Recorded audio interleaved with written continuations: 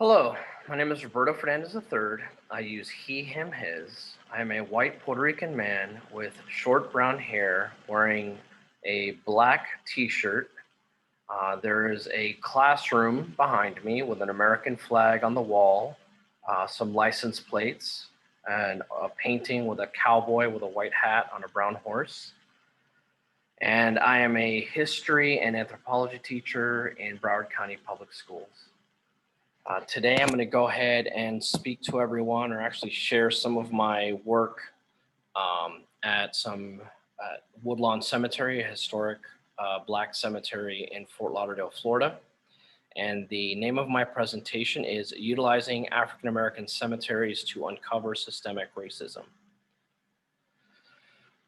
Just to go ahead and kind of get us thinking about what systemic racism is. Systemic racism in the United States is a 4-century-old system that denies African Americans and other people of color many of the privileges, opportunities, freedoms, and rewards that this nation offers to white Americans. I borrowed this definition of systemic racism from the work of Joe Fegan, one of our sociology comrades.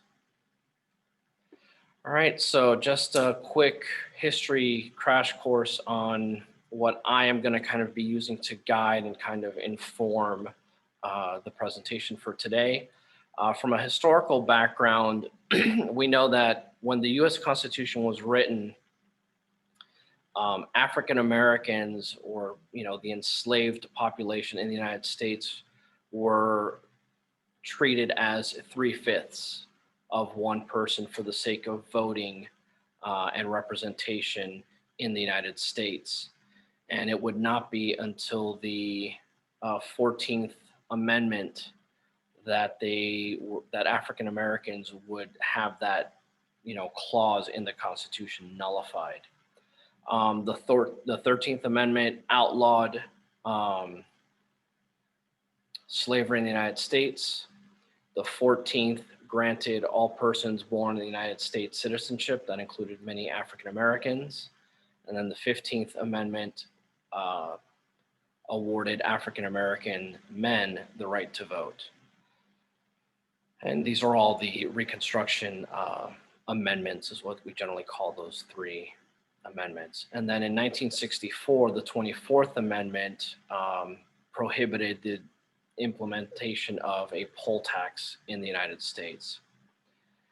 There are three major Supreme Court decisions that also have bearing and kind of help us understand systemic racism in the United States against African Americans. And those are the Dred Scott decision,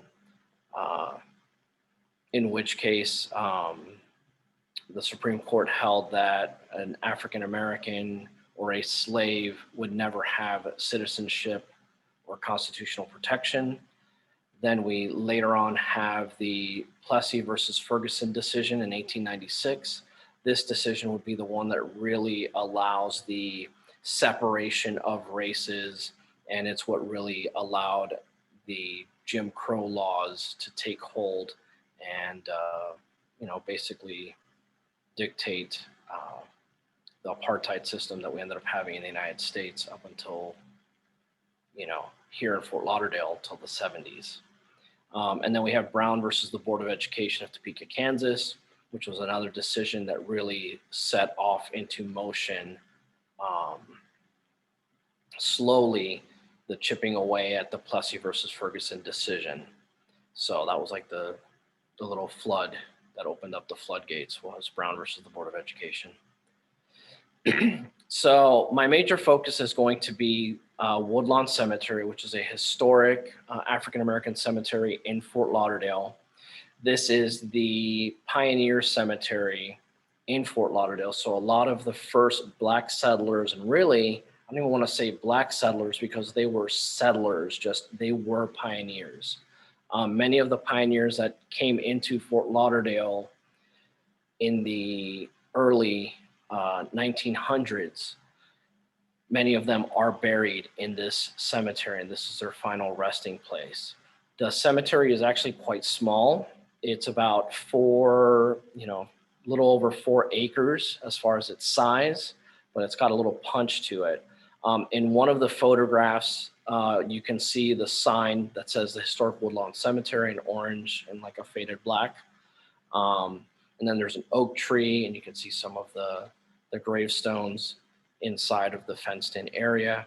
And then I do have another like more landscape view. And in this landscape view, we can see some of the in-ground vaults that are kind of like in ground and above ground.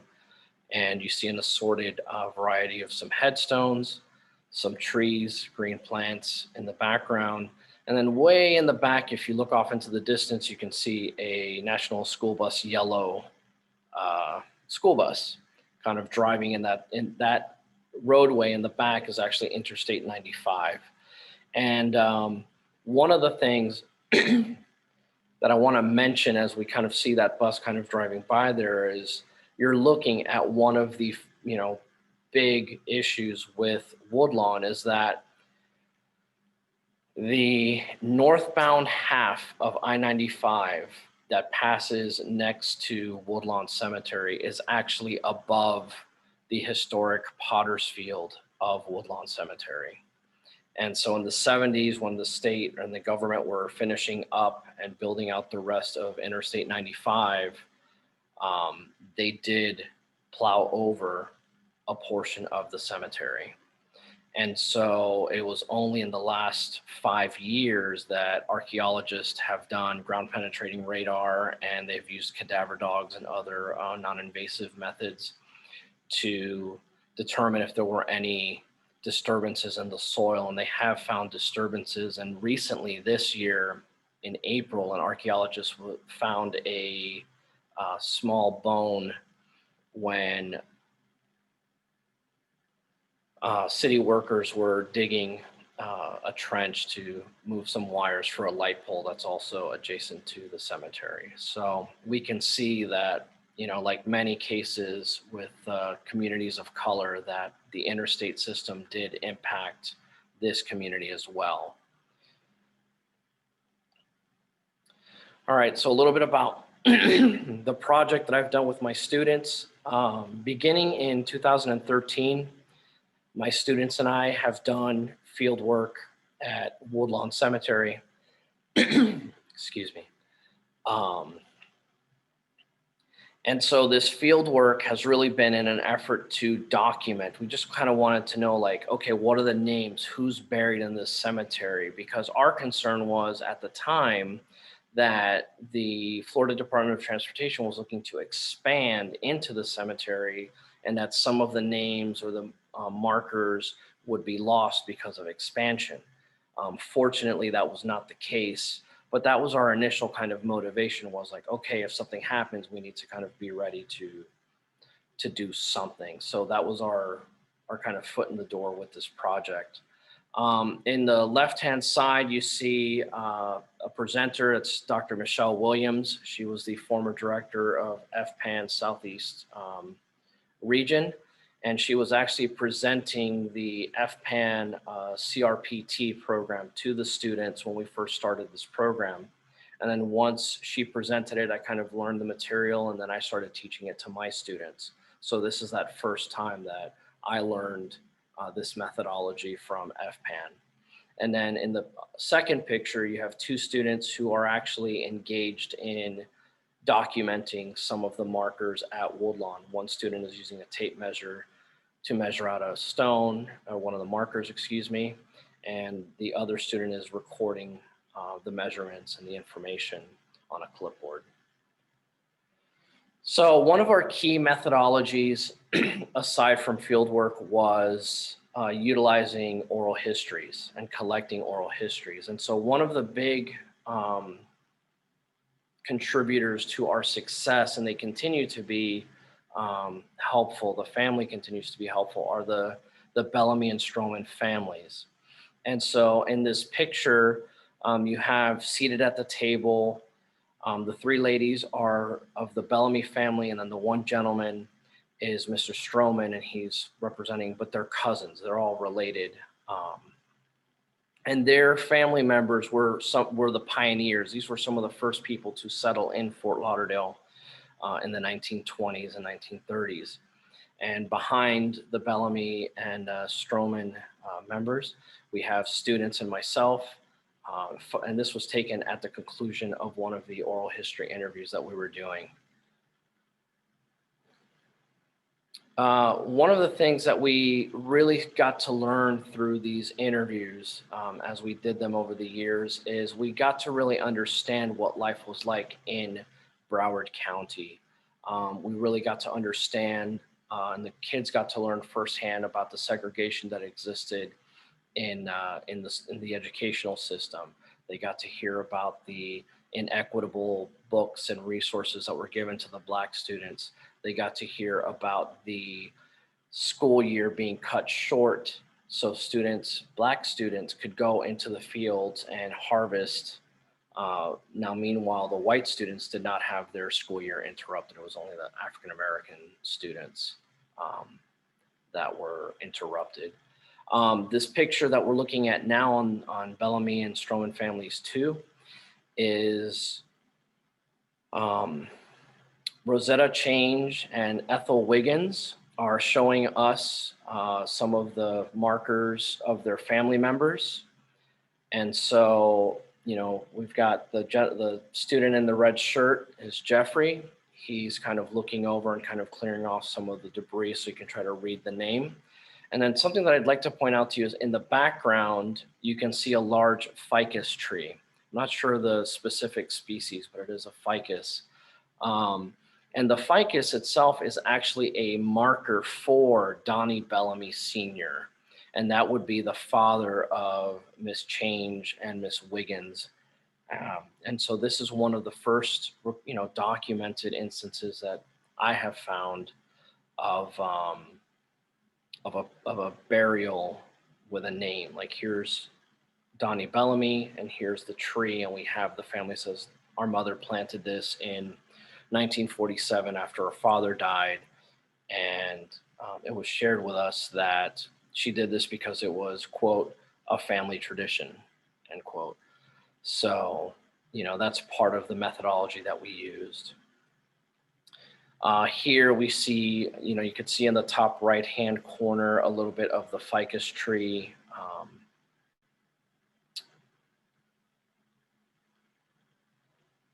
Trunk, there we go. And then kind of sinking into the ground, we have the cross grave marker, upright grave marker of Mamie Stackhouse. And that would be the grandmother of Mrs. Bellamy, who would have been Donnie Bellamy's wife, excuse me. And then we can kind of see in the background Mrs. Wiggins in her gray sweatpants. So one of the first examples of explicitly related to the cemetery and the methodology that we used is when we visited the cemetery, the military markers are really easy to be able to see the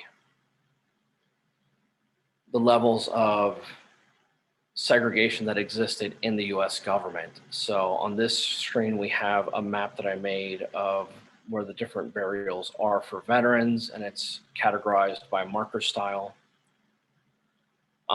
In this slide, we have two examples of two Navy sailors. On the left is William McCaskill, and on the right is Ulysses Griffin.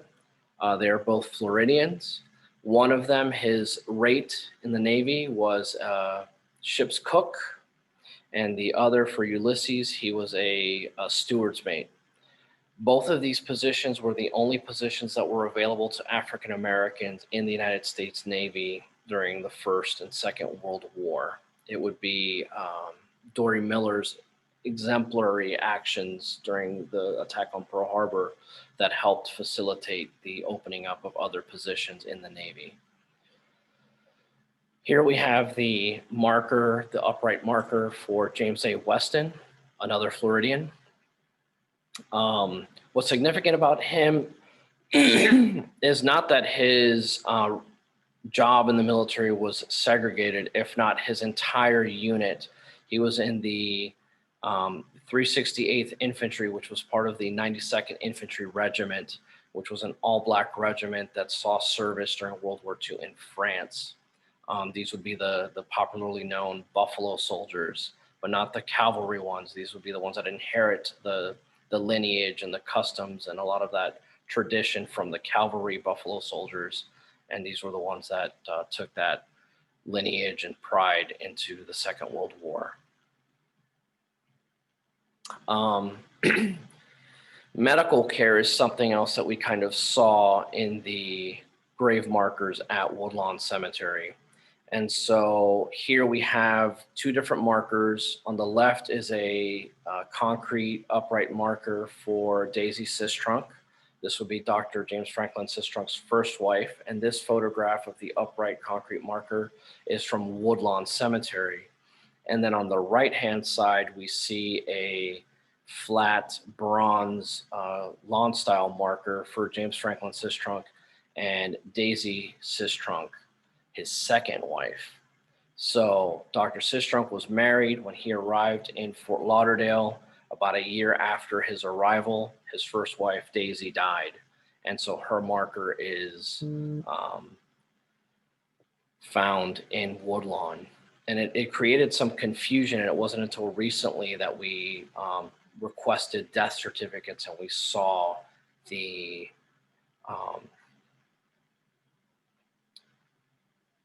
difference, that they're two different people. And Dr. Sistrunk was the attending physician for his wife's treatment, and he was the one that actually ended up not only being the informant, but also the attending physician. So he had to sign in two different areas.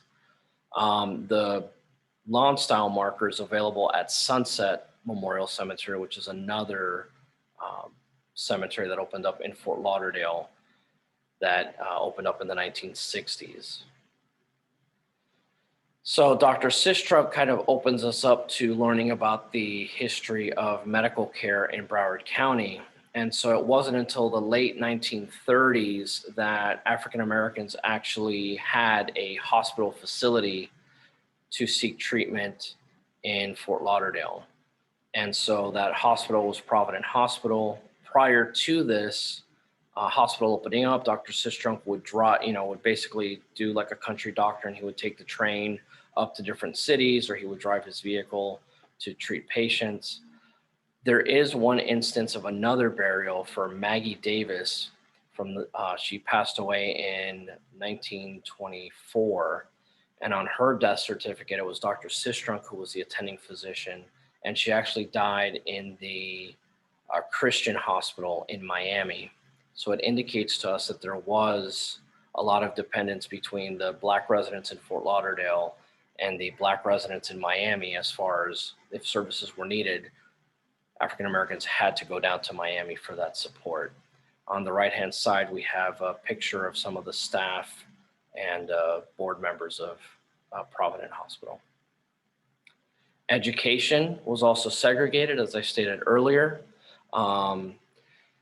Dillard High School would be the first Black school in Broward County. Eventually, Blanche Ely High School and Attucks High School would be the other, and they were in different regions. So the northern region of the county had the one school.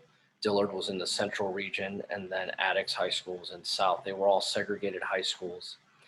In this image, the students are actually participating in a discussion with James Bradley, who was an alumni of Dillard High School when it was segregated. And he was also a docent at the Old Dillard Museum, which is how the school board has preserved the building to help share and tell the story of the Black history of Fort Lauderdale. And then there's also a news clipping of the opening of the current Dillard High School in Fort Lauderdale. So they closed the smaller, school building, and then they opened up a larger, more traditional facility.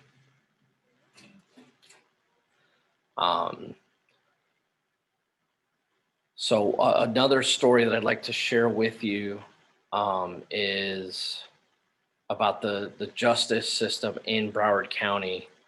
And so this is the story of Reuben Stacy, who was a sharecropper in Fort Lauderdale. And actually, in the picture that I have here of the students kind of gathered together after doing our presentation at a historical society, on the far right is a young woman named Chelsea. And Chelsea is the great niece of Reuben Stacy. If you look up the story of Reuben Stacy, he was an African American sharecropper who was lynched on July 19th, 1935. And through our discovery, it was really his story that we decided to really start looking into requesting death certificates from the state. One of the fortunate things of working in the 20th century.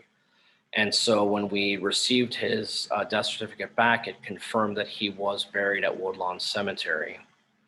And so it allowed us to kind of explore the story of how African Americans were treated by the police in Broward County. And there were a lot of instances of poor treatment, of justice not being served, of corruption by the sheriff, of other murders and other killings of African Americans, although I'm still trying to find the documentation of that.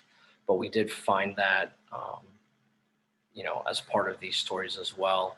And in the photograph on the right-hand side, because he was not recognized on the city monument, the students went ahead and they made a white cross and they put his name, Reuben Stacy, next to the pillar that had the S's to kind of recognize his burial, because we don't know where he was buried. There is no marker indicating where he was buried at Woodlawn Cemetery, so we made that for him. A couple of key takeaways from this research and some personal hopes of mine is that you understand that these cemeteries, I know the AAA knows that these are important. Oral history is an important component of researching and getting more depth and understanding of these cemeteries and the stories within them. Historical and genealogical records are vital to understanding and to being able to kind of look for the stories and, to give us insights into how to go about finding information. Many of them are poorly maintained because most of the cities did not take them on as like city cemeteries. They were kind of community cemeteries. And so they kind of transitioned from one, nonprofit person who just kind of took it over until finally we're here in 2020 and we're still dealing with the issues of these cemeteries. And they are deteriorating. So every time I go out to Woodlawn, I notice another headstone that's broken or another headstone that's gone. And so, I think that we need to do more to help, find the stories and investigate the stories. And one of those ways, I think, is by utilizing students to do some of this work. Thank you very much.